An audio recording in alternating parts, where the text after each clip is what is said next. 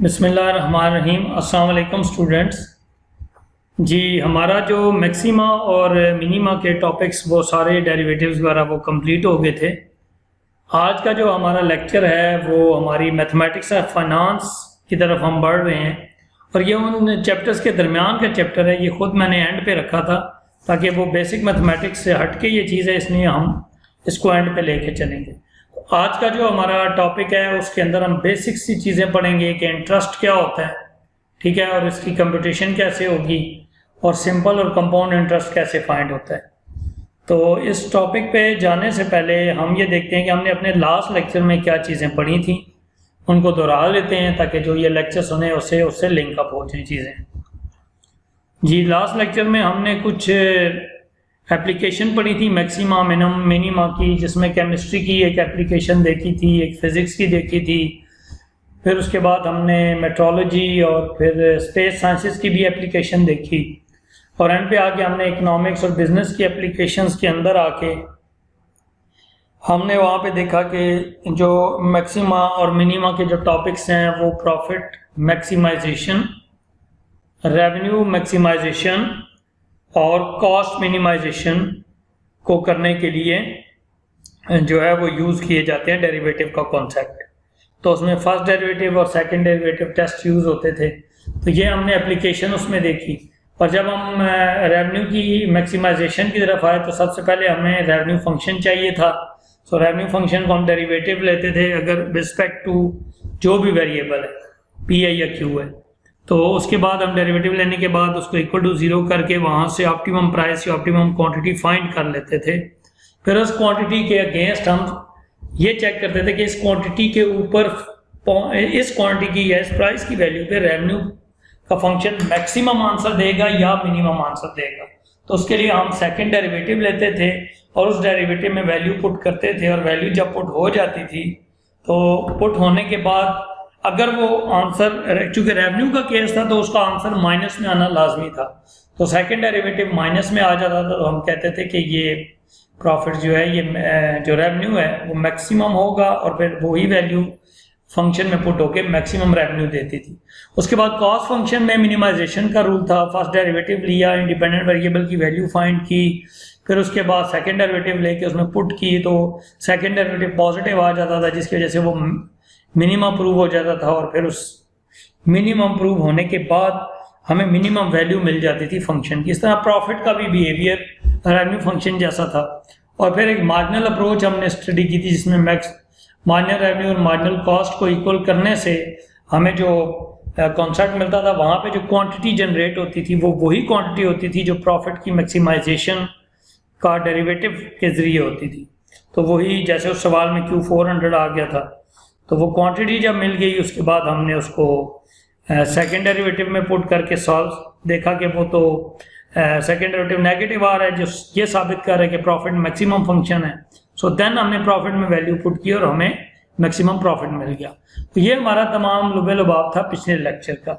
ठीक है जी, आज का लेक्चर जो है हम उसमें देखते हैं हमने क्या पढ़ना है। इसमें सबसे पहले तो हम ये देखेंगे कि इंटरेस्ट किसे कहते हैं, व्हाट इज इंटरेस्ट। बिजनेस में या इकोनॉमिक्स में इंटरेस्ट से क्या मुराद है। उसके बाद इंटरेस्ट रेट क्या चीज़ है, ठीक है, दो चीज़ें देखेंगे। उसके बाद हम देखेंगे कि सिंपल इंटरेस्ट और कंपाउंड इंटरेस्ट जो है वो क्या होते हैं, उनमें क्या फ़र्क होता है, और फिर उनकी कंप्यूटेशन ऑफ इंटरेस्ट हम देखेंगे कि हमने इंटरेस्ट को कैसे फाइंड करना है। तो ये तीन चार चीज़ें हम आज के लेक्चर में देखते हैं। जी, सबसे पहले हम देखते हैं कि इंटरेस्ट क्या चीज़ है। इंटरेस्ट जी, ये वो, this is the money paid for the use of other money. हम जब किसी का पैसा यूज करते हैं, ठीक है, हालांकि ये चीज़ें इस्लामिक पॉइंट ऑफ व्यू से है तो वो लीगल नहीं है, बट हमें चूंकि एक सब्जेक्ट पढ़ना है तो हमें इन चीज़ों को पढ़ना पड़ेगा। तो जब आप किसी को पैसा देते हैं या कोई आपसे पैसा लेता है तो उसका, चूंकि वो पैसा आपका यूज़ कर रहा होता है या आप उसका पैसा यूज़ कर रहे होते हैं, तो आप उसकी यूजेज की पेमेंट आपको उसे देनी होती है, ठीक है, उसकी कॉस्ट पे करनी पड़ती है, यूजेज ऑफ मनी की कॉस्ट। तो वो पैसे भी देने पड़ते हैं और इजाफी भी पैसे देने पड़ते हैं। तो ये जो बैंकिंग सिस्टम इसी की बेस पे चल रहा है। So money paid for the use of other money, किसी के पैसे को यूज़ करने के लिए जो आप पैसे पे करते हैं उस अमाउंट को इंटरेस्ट कहा जाता है। मिसाल के तौर पे सैम कोई बंदा उसने इन्वेस्ट किया है $1000 और receive $60 in interest after a year. तो 1 साल के बाद उसने उसको जो है 1000 के ऊपर $60 और भी मिला है। तो इसका मतलब है कि उसने ये $60 जो है ये उसने इंटरेस्ट वहाँ से गेन किया है। $1000 उसकी अपनी जगह मौजूद है, ये 60 उसे और मिल गए। तो इसका एग्जांपल के Alex borrows 50,000 from the bank at the 5% interest rate. तो वो कहता है कि एक बंदा है, एलेक्स है, खातून है, ये जो भी है, वो 50,000 बैंक से लेती है और इंटरेस्ट रेट तय होता है 5%। तो अब वो कहता है उसे बैंक को वापस जो है वो पे कितने करने पड़ेंगे एज ए इंटरेस्ट? 50,000 तो देने ही पड़ेंगे। उसके अलावा अगर 5% ऑफ 50,000 निकालें तो 50,000 को 0.05 से मल्टीप्लाई करें तो $250 बनते हैं। सो $250 उसको बैंक को इजाफी देने पड़ेंगे। तो ये इंटरेस्ट होता है, जो इजाफी रकम दी जाए वो इंटरेस्ट होता है। जस्ट एक फिगर के तौर पे बताया गया है कि प्रेजेंट वो इतने पैसे हैं, ठीक है, प्रेजेंटली वो ये अमाउंट थी। तो इसके ये अमाउंट अगर मैं यहां से ये कट करूं तो ये जो ऊपर के पैसे हैं ये वाले, दिस इज इंटरेस्ट, ठीक है जी। उसके बाद हमारे पास आता है इंटरेस्ट रेट। ये यहाँ पे हमने एक 5% इंटरेस्ट रेट का एक लफ्ज डिस्कस किया है। तो ये होता है how much is paid for the use of money as a percent. वो जो परसेंटेज ऑफ मनी है ना, जैसे ये देखें इस फिगर में ये पैसे हैं और इससे खास ऊपर के पैसे उठाए जा रहे हैं जो मैंने यहाँ से कट किए। तो ये इस टोटल का कोई खास परसेंटेज बनती है, ठीक है। तो वो जो परसेंटेज है ना, दैट इज द रेट, यानी रेट एक परसेंटेज की अमाउंट होती है। जैसे कि एलेक्स ने 1000 रुपये इन्वेस्ट किया है and 6% yearly interest rate, 6% yearly interest rate पे, तो इंटरेस्ट रेट क्या है 6%। तो वो रिसीव करता है $60। तो उसका भी अब क्यों $60 रिसीव करता है? क्योंकि 1000 का 6% $60 बनता है। तो ये 6% इज एक्चुअली इंटरेस्ट रेट। 10% होता तो 10% इज इंटरेस्ट रेट, 3% होता तो 3% इज इंटरेस्ट रेट। तो ये इसका एक बेसिक कॉन्सेप्ट है कि वो शरह जिसके तहत आप सूद की कैलकुलेशन करते हैं। इंटरेस्ट को इंग्लिश में सूद, उर्दू में सूद कहते हैं। उसके बाद होता है जी सिंपल इंटरेस्ट, ठीक है जी। सिंपल इंटरेस्ट क्या है कि ये परसेंटेज ऑफ ओरिजिनल लोन होती है। जो ओरिजिनल अमाउंट है उसके ऊपर अगर एक परसेंटेज फिक्स कर ली जाए, मिसाल के तौर पे कि आप 3 सालों का एक लोन लेते हैं और लोन ऑफ 1000 एट 10%, ठीक है। 10% of what? 10% cost 3 lots of 10%, ठीक है। तो इसका मतलब है कि आपने हर दफा इसी $1000 का 3% देना है, 10%, ठीक है। हर दफा इसी का आपने 10% देना है। तो जब इसका 10% आप निकालेंगे तो इसमें क्या आ जाएगा? द इंटरेस्ट इज 3, ठीक है। तो 3 इंटू दिस इंटू 10%। तो यहाँ पे आगे कॉस्ट 3 लॉट्स ऑफ 10%, वो 3 लॉट्स होंगी ना, क्योंकि 3 सालों में देना, तो हर साल इसी अमाउंट का 10% होगा। इसका मतलब पहली दफा भी 10% होगा, दूसरी दफा भी 10% होगा, तीसरी दफा भी 10% होगा। तो हर 10% पे क्या अमाउंट बनेगी? जो है वो इसका हर 10% पे अमाउंट जब वो 100 बनेगी, तो जब ये 3 इसकी किस्त 3 दफा ये होगी तो क्या हो जाएगा? $300 बन जाएगी। यानी $100 एक दफा, फिर $100 एक दफा, फिर $100 एक दफा। तो ये 3 दफा जब $100 होगा तो ये $300 इसकी अमाउंट बन जाएगी। सो ये हो गया सिंपल इंटरेस्ट। तो सिंपल इंटरेस्ट क्या हुआ कि आपने प्रिंसिपल अमाउंट के ऊपर ही इंटरेस्ट फाइंड करना है, ठीक है। जो एक दफा पहले तय होगी उसी पे इंटरेस्ट फाइंड होगा, वो चाहे 10 सालों पे हो, 20 सालों पे हो। So this is simple interest. So उम्मीद है आपको सिंपल इंटरेस्ट क्लियर हो गया होगा। अब अगर देखें यही सिंपल इंटरेस्ट के कॉन्सेप्ट में हम एक चीज बदल दें कि जो पहली दफा 1000 था वो 10% उसकी एक अमाउंट आई तो वो बन गया 1100। अब अगर कोई बंदा पे नहीं कर सका तो अगली दफा उसकी प्रिंसिपल अमाउंट 1000 नहीं होनी चाहिए बल्कि $1100 होनी चाहिए। अब उस पे 10% लगे तो इसका मतलब है प्रिंसिपल अमाउंट हर टाइम पीरियड के बाद चेंज हो रही है, तो उस सूरत में वो कंपाउंड होती जा रही है। इसका मतलब है कि वहां पे जो इंटरेस्ट होगा वो कंपाउंड इंटरेस्ट होगा। अब देखें इसकी एग्जांपल, विद कंपाउंड इंटरेस्ट वो work out the interest for the first period add to it total. अब वो जो टोटल वो इंटरेस्ट बनता है वो फर्स्ट टाइम वो टोटल में ऐड हो जाता है, और फिर then calculate the interest for the next period. अब वो जो नई टोटल रिफ्रेश होती है उसके ऊपर इंटरेस्ट बनता है। जैसे यहाँ पे देखें प्रिंसिपल अमाउंट 1000 थी, उसका 10% लिया तो इंटरेस्ट बन गया $100। अब $100 ऐड हो गया इसमें, तो हमारे पास $1100 बन गई वैल्यू। $1100 का 10% बना $110। अब $110 इस पिछली प्रिंसिपल अमाउंट में ऐड हुई तो $1210 हो गया। $1210 का जब 10% लिया तो $121 हो गया। अब $121 जब इस $1210 में ऐड हुआ तो $1331 हो गया। तो इस तरह इसका मतलब है ये बढ़ते ही चले जाएगा सिलसिला।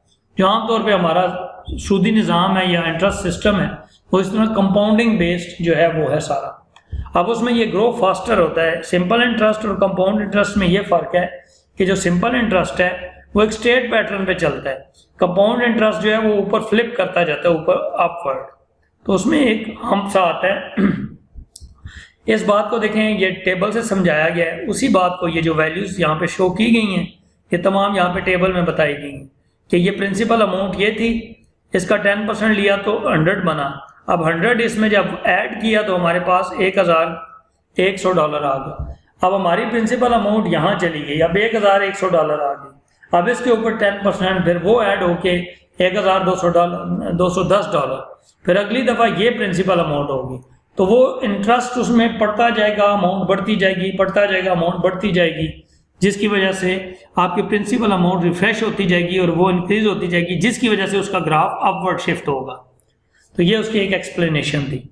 आप इससे रिलेटेड फर्दर अगर डिटेल्स आप पढ़ना चाहें तो वो पेज 302 से 306 तक है। ठीक है जनाब। अब हम देखते हैं हमारे पास एक दो क्वेश्चंस हैं, वो हम इनको पढ़ लेते हैं और इनको सॉल्व कर लेते हैं।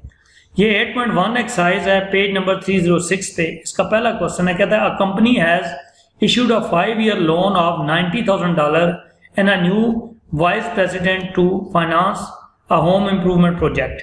The terms of the loans are that it is to be paid back in full at the end of the each year with simple interest computed. ये देखें मैं हाईलाइट कर रहा हूँ, सिंपल इंटरेस्ट, यानी इसमें जो कॉन्सेप्ट ऑफ इंटरेस्ट होगा वो सिंपल इंटरेस्ट होगा, कंपाउंडिंग नहीं होगा। Computed at the rate of 8% per year, हर साल 8% उसके ऊपर टैक्स वो लगेगा इंटरेस्ट। तो determine the interest which must be paid on the loan for the 5-year period. कहते हैं बताएं 5 सालों के बाद हमें कितना इंटरेस्ट जो है वो पे करना पड़ेगा। 5 सालों में हमें टोटल कितना इंटरेस्ट पे करना पड़ेगा। तो क्या होगा, principal amount into interest rate into number of years.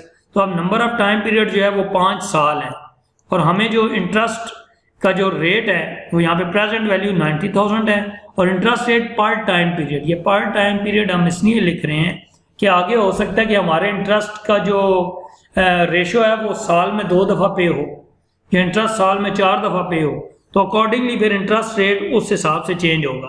तो यहाँ पे इसलिए टाइम पीरियड हमारे पास पर ईयर है। तो हमारे पास n की वैल्यू 5, p की वैल्यू 90,000 और i की वैल्यू 0.08 आ गई। तो सिंपल इंटरेस्ट का फार्मूला होता है PIN, यानी P से मुराद प्रिंसिपल अमाउंट, I से मुराद इंटरेस्ट रेट, N से मुराद नंबर ऑफ टाइम्स या नंबर ऑफ ईयर्स इस पर्टिकुलर सवाल में। तो जब आपने वैल्यूज 90,000 और 0.08 और 5 पुट की तो आपके पास 5 सालों बाद जो इंटरेस्ट बना वो $36,000 बन गया। तो ये सिंपल इंटरेस्ट के तहत आपके पास जो इंटरेस्ट अमाउंट है दैट इज $36,000। उम्मीद है आपको ये क्वेश्चन क्लियर हो गया होगा जी। उसके बाद क्वेश्चन नंबर 3 है हमारे पास। वो कहता है a woman has purchased 150,000 worth of corporate bonds. The bonds expire in 20 years and simple interest is computed. Simple interest मैं इसको हाईलाइट कर रहा हूँ, सिंपल इंटरेस्ट मैं 3 दफा इसलिए बोल रहा हूँ सिंपल इंटरेस्ट कि आपको समझ आ जाए। Is computed semi annually. This is the most important point of this question. Semi annually, not annually, semi annually at the rate of 7% पर 6 month पीरियड। ठीक है, उसने जो इंटरेस्ट रखा है वो 7% 6 month पीरियड रखा है। ठीक है, तो ये कॉन्सेप्ट है इसमें। ठीक है जी। अब वो क्या होगा, interest checks are made to the bond holders every 6 month। वो कह रहा है बताएं कि उस woman determine the interest that woman can expect to earn 6 every 6 month। हर 6 महीने बाद वो कितना इंटरेस्ट अर्न करेगी और how much interest can be expected over 20 year period, 20 सालों में उसे कितना इंटरेस्ट मिलेगा। अब ये क्वेश्चन हम ये देखते हैं कि एक 6 मंथ में, यानी जो टाइम पीरियड की सिंगल यूनिट है वो सेमी एनुअल है। सेमी एनुअल से मुराद है 6 मंथ, यानी एक सेमी एनुअल में 6 मंथ होते हैं। तो चूंकि हमारा पीरियड ऑफ टाइम एक सेमी एनुअल है तो हम एक 1 वहां पुट करेंगे। 1 सेमी एनुअल है ना, तो 6 नहीं पुट करेंगे, 6 मंथ्स है, तो हम काउंटिंग सेमी एनुअल्स में करेंगे। तो हमारे पास यहाँ प्रेजेंट वैल्यू $150,000 आ गई और इंटरेस्ट रेट पर टाइम पीरियड अब 7% पर 6 मंथ था, यानी पर सेमी एनुअल था। अब 1 सेमी एनुअल लिखें, 6 मंथ लिखें, और हमारा जो टाइम पीरियड लोन है वो 20 ईयर्स का टाइम है। अब ए पार्ट में वो कह रहा है कि 6 महीनों के लिए इंटरेस्ट निकालें, तो 6 महीनों के लिए सेमी एनुअल्स की तादाद हो जाएगी 1, n number of semi annuals हैं।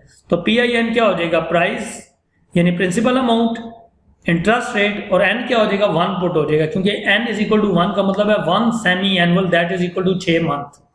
तो जब इसको मल्टीप्लाई किया तो ये $1,500 एक सेमी एनुअल का इंटरेस्ट आ गया, यानी 6 महीने का इंटरेस्ट इतना उसका बन गया अमाउंट। ठीक है जी। उसके बाद वो कह रहा है कि बताएं 20 सालों के बाद कितना इंटरेस्ट होगा। तो चूंकि सवाल सेमी एनुअल्स में चल रहा है तो हम पहले 20 सालों के सेमी एनुअल्स बनाएंगे तो 40 सेमी एनुअल्स बन जाएंगे। एक साल में 2 सेमी एनुअल्स हैं तो 20 सालों में 40 सेमी एनुअल्स हो गए। तो बस आप उसी फार्मूले में जहां n थोड़ी देर पहले 1 पुट किया था वहां पे 40 पुट कर दें। तो सॉल्व करने के बाद $420,000 आपका 20 सालों बाद सेमी एनुअल के हिसाब से इंटरेस्ट बन जाएगा। ठीक है जी, उम्मीद है आपको ये क्वेश्चन भी समझ आ जाएगा। अगला क्वेश्चन बहुत इंपॉर्टेंट और बड़ा इंटरेस्टिंग है, उसको हम देखते हैं जी। क्वेश्चन नंबर 5 में कह रहा है कि 10,000 certificate of deposit earns interest 8% per year. ठीक है, एक डिपॉजिट है 10,000 का, उस पर 8% पर ईयर आपको क्या मिलता है, इंटरेस्ट मिलता है, लेकिन कंपाउंडेड सेमी एनुअली। आप देखें यहाँ कंपाउंडेड की बात आ गई। अब यहाँ सिंपल इंटरेस्ट नहीं रहेगा, यहाँ पे अब कंपाउंड इंटरेस्ट आ जाएगा। ठीक है, कंपाउंडेड सेमी एनुअली, इसका मतलब ये है कि हर अगले सेमी एनुअल पे आपकी जो अमाउंट है, प्रिंसिपल अमाउंट, वो बढ़ चुकी होगी क्योंकि उसमें एक सेमी एनुअल का इंटरेस्ट शामिल हो चुका होगा। ठीक है, complete the following table with regard to the semi compounding ध्यान में रखते हुए टोटल ऑफ 2 ईयर्स पीरियड। अब देखें 2 साल के पीरियड में अगर मैं number of semi annual count करूं तो 4 सेमी एनुअल बनते हैं। एक साल में 2 6 महीने होते हैं, तो ये पहले साल में 2 6 महीने और अगले साल में 2 6 महीने, टोटल 4 सेमी एनुअल्स हो गए। अब ये आपको इनिशियल वैल्यू दी है 10,000, तो पहला इंटरेस्ट क्या निकलेगा कि आप इसका, अब यहाँ पे देखते हैं कैसे होगा, इसको हम पूरे टेबल को फिल करते हैं। सो प्रेजेंट वैल्यू जो है वो 10,000 है। अब इंटरेस्ट रेट पर टाइम पीरियड उसने कहा था 8% पर ईयर, लेकिन कंपाउंडिंग सेमी एनुअली है, ये सेमी एनुअल है, AS लिखा हुआ था। सेमी एनुअली कंपाउंडिंग के तहत अब इंटरेस्ट यहाँ पे चेंज हो जाएगा। सो द सेमी एनुअल के तहत क्या होगा कि चूंकि ये साल का इंटरेस्ट है तो जब सेमी एनुअल पे होगा तो ये डिवाइड हो जाएगा ना 2 पे, क्योंकि एक साल में 2 सेमी एनुअल्स होते हैं तो यहाँ पे 2 पे डिवाइड हो जाएगा। तो इंटरेस्ट की वैल्यू क्या आ जाएगी, 4% पर सेमी एनुअल, यानी 8% जो एनुअल इंटरेस्ट है वो साल में 2 दफा करके 8% पूरा करना है। तो 2 दफा होगा तो एक दफा 4% और फिर एक दफा 4%, तो इस तरह आपके पास 4% पर सेमी एनुअल आ गया। और 2 सालों में कितने सेमी एनुअल बने, 4 सेमी एनुअल्स। तो इसके तहत ये देखें नीचे टेबल पूरा कंप्लीट कैसे किया है कि पहले 1000 को 4% से मल्टीप्लाई किया तो 400 उसका इंटरेस्ट बना, फिर उसको ऐड किया तो ये अमाउंट ये बन गई। अब ये अमाउंट उसी तरीके से यहाँ पे प्रिंसिपल अमाउंट बन गई इस जगह, उसके ऊपर फिर 4% लगाया तो $416 बना। $416 इस अमाउंट में जो भी अभी रिफ्रेश हुई है उसमें ऐड किया तो $10,816 बन गया। अब प्रिंसिपल अमाउंट $10,816 बन गई। ठीक है जी, तो उसके बाद अब क्या होगा कि ये जो $10,816 है ये वाली अमाउंट आपकी अगले सेमी एनुअल के लिए प्रिंसिपल अमाउंट बन गई और एंड सो ऑन। तो आप देख सकते हैं ये होते होते 2 सालों के बाद आपकी जो अमाउंट आपके जिम्मे वाजिबुल अदा हो गई वो 10,000 से बढ़ के $11,698 हो गई। ठीक है, यानी बढ़ गई, और वो उसके बढ़ने की वजह थी कि इसमें कंपाउंडिंग इफेक्ट था और सेमी एनुअली था। ठीक है, तो ये टेबल कंप्लीट हो गया। अब जो क्वेश्चन नंबर 7 में बड़ी इंटरेस्टिंग बात ये कर रहा है वो कह रहा है कि क्वेश्चन नंबर 5 ही लें, लेकिन उसमें आप क्या करें कि जो इंटरेस्ट है ना 2 इयर्स का, वो बजाय सेमी एनुअली के क्वार्टरली कंपाउंड करें। यानी वो जो आपने 8% साल में 2 दफ़ा 4% करके लेना है, वो साल में 4 दफ़ा लें 2% करके। समझ आ गई बात जनाब? तो अब इसमें क्या होगा, बस यही कुछ करना है और फिर ये बताना है कि बताएं कि जब आपने सेमी एनुअली किया था उस वक्त इंटरेस्ट ज़्यादा बना था, या जब आपने क्वार्टरली किया है तो उस वक्त इंटरेस्ट ज़्यादा बना है। तो ये हम देखते हैं, जायज़ा लेते हैं कि क्वार्टरली पे ज़्यादा इंटरेस्ट बनेगा या सेमी एनुअली पे। तो वैसे जहन यही कहता है कि जैसे जैसे आप पहले आप साल में 2 दफ़ा इंटरेस्ट लागू कर रहे थे, अब आप साल में 4 दफ़ा इंटरेस्ट लागू कर रहे हैं। भले वो 8% ही लागू कर रहे थे, पहले साल में 2 दफ़ा कर रहे थे, अब 4 दफ़ा कर रहे हैं। तो जब 4 दफ़ा करेंगे तो हर दफ़ा प्रिंसिपल अमाउंट रिफ्रेश होगी, तो जाहिर सी बात है वो एट द एंड पे जाके जो जिसमें क्वार्टरली वाला जो क्वार्टरली वाला इंटरेस्ट होगा वो ज़्यादा आंसर देगा, क्योंकि आप साल में ज़्यादा दफ़ा प्रिंसिपल अमाउंट को रिफ्रेश कर रहे हैं। लेकिन इसका अब हम जवाब देखते हैं। अब आपका आखिरी सवाल है, ठीक है जी। इसके बाद हम आगे फिर हम देखते हैं कि नेक्स्ट क्या होगा। तो हमारी जो प्रिंसिपल अमाउंट है वो 10,000 8% पर ईयर क्वार्टरली है, क्वार्टरली। तो क्वार्टर की वजह से हमने 4 पे डिवाइड किया, तो आपको जो इंटरेस्ट मिला वो मिला 2% पर क्वार्टर, ठीक है, 2% पर क्वार्टर मिल गया। तो अब हमारे पास नंबर ऑफ पीरियड्स क्या हो गया, 2 ईयर्स, यानी 8 क्वार्टर्स हो गए। तो अब हमने 1 से लेके 8 तक लिख लिया और उसी तरीके से 2% के हिसाब से हमने ये टेबल देखें कंप्लीट कर लिया उन्हीं लाइंस के ऊपर, ठीक है। तो ये क्वेश्चन आपका जब यहाँ कंप्लीट हुआ तो आप इन आखिर की जो 2 वैल्यूज़ हैं इनको हम कंपेयर करेंगे। हमने जब क्वार्टरली जो है वो पूरा टेबल बनाया तो हमारा जो फाइनल इंटरेस्ट बना वो 11,716.59 बना, जबकि पीछे हमारा इंटरेस्ट 11,698.59 बना था।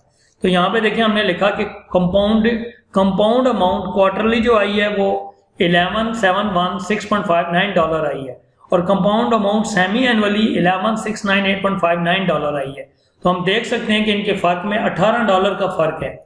इसका मतलब है the quarterly compounding plan gives $18 more interest as compare to the semi annual compounding plan, ठीक है जी। तो उम्मीद है आपको ये लेक्चर समझ आ गया होगा। बाकी क्वेश्चंस आप इसके खुद करें, अच्छे तरीके से समझ के करें। क्वेश्चन के अंदर इन सवालों में मेन पहचान ये है कि ये सारे सिंपल इंटरेस्ट और कंपाउंड इंटरेस्ट के से रिलेटेड है। सिंपल इंटरेस्ट के सवाल में सिंपल का जिक्र होगा, कंपाउंड इंटरेस्ट के सवाल में कंपाउंडेड होगा, और कंपाउंडेड के अंदर फर्दर या एनुअल होगा या सेमी एनुअल होगा या क्वार्टरली होगा या मंथली होगा। वो जिस हिसाब से होगा हम उस हिसाब से इंटरेस्ट रेट को चेंज करेंगे, और इंटरेस्ट रेट चेंज होगा तो फिर नंबर ऑफ जो पीरियड्स हैं वो भी अकॉर्डिंगली चेंज होंगे, ठीक है जी। ओके, अल्लाह आपको कामयाब करे, अच्छे तरीके से लेक्चर सुने, जो भी आपके सवाल हुए वो इंशाल्लाह ऑनलाइन सेशन में हम लेंगे। थैंक यू सो मच, अल्लाह हाफिज़।